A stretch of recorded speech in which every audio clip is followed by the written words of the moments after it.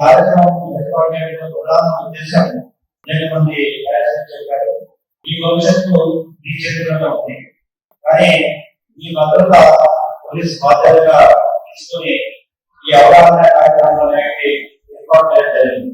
ప్రభుత్వము లేదా చట్టాలు అనేక రకాలుగా మహిళలకు భద్రత కల్పిస్తున్నారు. కానీ వాటిని సరైన అవగాహన లేకపోవడం వల్ల ఈరోజు చాలా మంది చాలా రకాలుగా ఇబ్బంది పడుతున్నారు. వివిధ రకాలుగా బాగా చెప్పినట్టుగా రైట్ ఫ్రమ్ స్టార్టింగ్ గృహంలో ఈ చైల్డ్ మ్యారేజెస్ దగ్గరికి చదువులో కానీ కూడా అనేక రకాల కారణాల వల్ల వీళ్ళు మహిళా విభాగం ముఖ్యంగా చైల్డ్ కూడా ఈ డిస్క్రిమినేషన్ కి దానికి ముఖ్యంగా ఆర్థిక కారణాలే. ఆర్థికంగా అభివృద్ధి చెందిన ప్రతి కూడా అందరికీ సమాజం చూస్తుంది. కాబట్టి ఇక్కడ ముఖ్యంగా మహిళా రైట్ స్థానానికి కూడా అన్ని కూడా నేను ఒక తల్లిగా లేదా ఒక కుటుంబంలో ఉన్నప్పుడు ఈరోజు మహిళలకు పడుతున్న ఇబ్బందులు ఒక పురుషుడు ఇబ్బంది పెట్టే వచ్చే ఇబ్బంది లేదు. అలాంటప్పుడు ఆ పురుషుడు కూడా ఒక స్త్రీ యొక్క కుమారుడే. కాబట్టి ఇద్దరిని ఒక సరైన దారిలో పెడితే సమస్య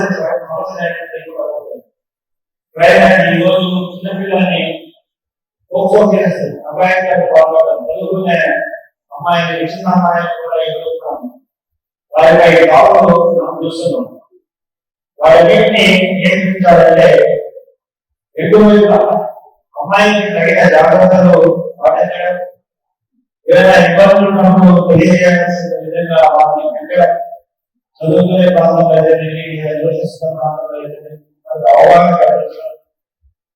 అదేవిధంగా అమ్మాయికి కూడా ఒక మంచి నడవడికని తెలియజేయడం, తప్పు చేస్తే ఎటువంటి చట్టాలు ఉన్నాయి, తప్పు జరిగితే ఏ విధంగా పోలీస్ వారికి తెలియజేయాలి, రామాడు కానీ డబ్ల్యూలో కానీ లేదా మహిళా విభాగానికి సంబంధించిన ఫోన్ నెంబర్స్ కానీ అన్ని నేను ఎప్పుడు ఆ ఫోన్ నెంబర్ ఫోన్ చేసిన